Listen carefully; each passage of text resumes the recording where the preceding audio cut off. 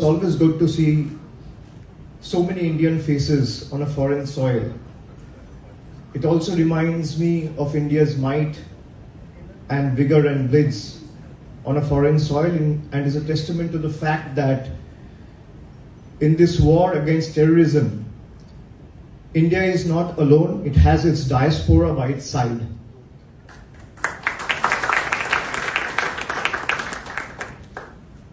My colleague Aparajita Sarangi, she said all of you are India's ambassadors.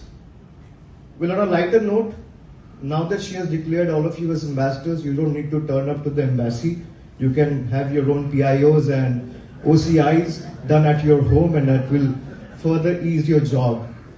But seriously, why I agree with her is because when you carry that Indian passport, you carry the aspiration and hope of 140 billion people, 1.4 billion people, 140 crore Indians. You carry India's pluralism, you carry India's idea of unity in diversity and its strength in adversity. All my colleagues have mentioned what we are here for. And all of you must be thinking that what is it that Indian diaspora or Indians living in Jakarta or Indonesia can contribute in this global fight against terrorism? Because I truly believe that this is not an issue about India's national security anymore. Cross-border terrorism today has turned out to be a global imperative. And all of us need to do our bit. We all need to tell the world, you can be a student, you can be studying in a school, a college, a university. If you're a student, you need to expose our neighbor and our enemy who have been hatching this kind of terror attacks time and again from the last 5 decades, have been nurturing, shielding, harboring and safeguarding terrorists. And there is enough proof available in the public domain for the world to see. We have been to different countries before coming into Indonesia. We have been to Japan, went to South Korea, we went to Singapore. Everyone that we met, everyone said, whether it's the think tanks, the strategic thinkers, leading persons from the industry, or the high government officials, everyone was on the same page that we are with India on its fight against terrorism. Make no mistake. And we all need to do our bit by raising these issues within our circles. We should raise it in the classrooms, in schools, in colleges, in our friend circles, in civic society, in boardrooms, if you're a professional. And we need to expose Pakistan. You have pictures of Pakistani high-ranking military generals who are attending meets of labeled known terrorists. I mean, what else can India offer as evidence to the world? Now tell me honestly, how many of you do you have that picture saved in your phone? How many of you sitting in this room has that picture of Pakistan army military generals attending funeral meet of terrorists saved in your phone? Whoever has saved in your phone, just raise your hand. None. This is the difference we are talking about. We all have to do our bit. We all need to know that we have to do our bit, engage and ensure that we are able to raise it, propagate it in our social media platforms, in our social handles, talking about it in our circle and exposing Pakistan. We all have been doing our bit. Look at the composition of the delegation.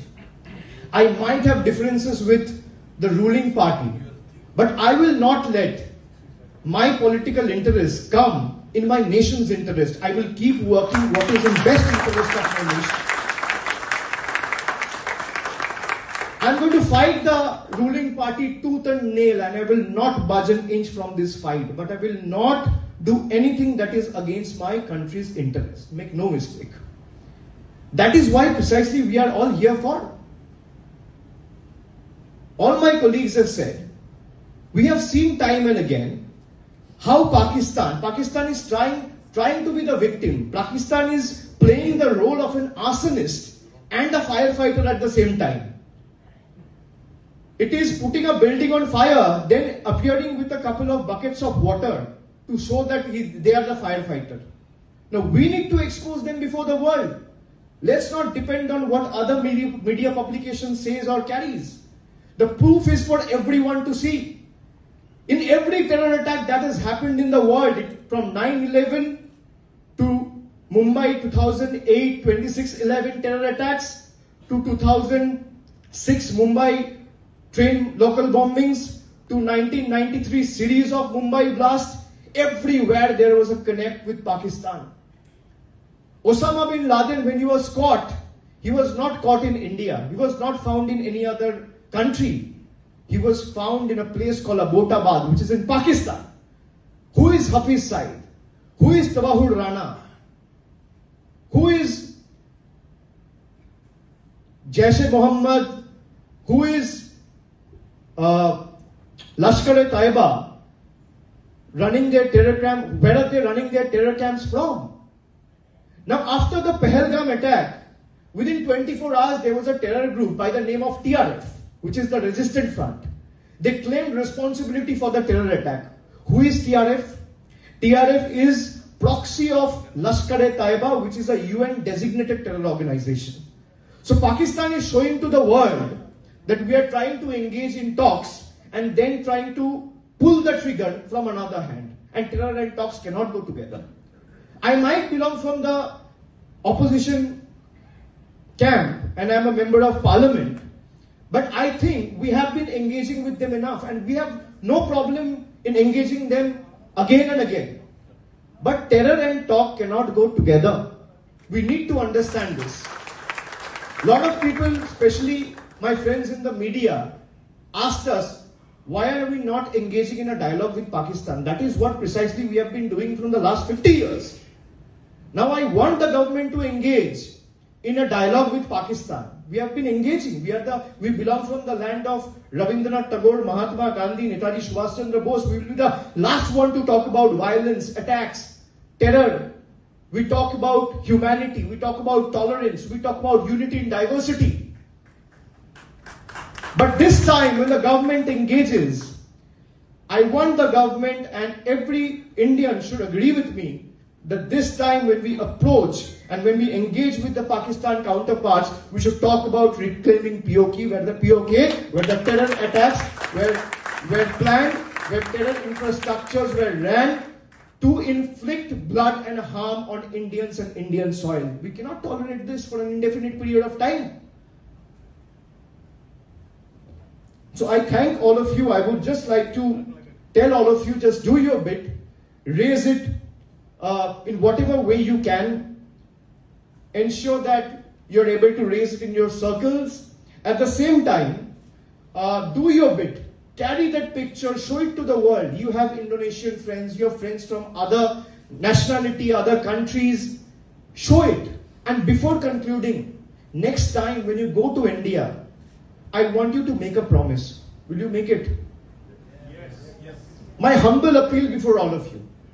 Next time when you're planning to visit India, if you're planning to visit India for 7 days, make sure you extend your trip for 3 days more.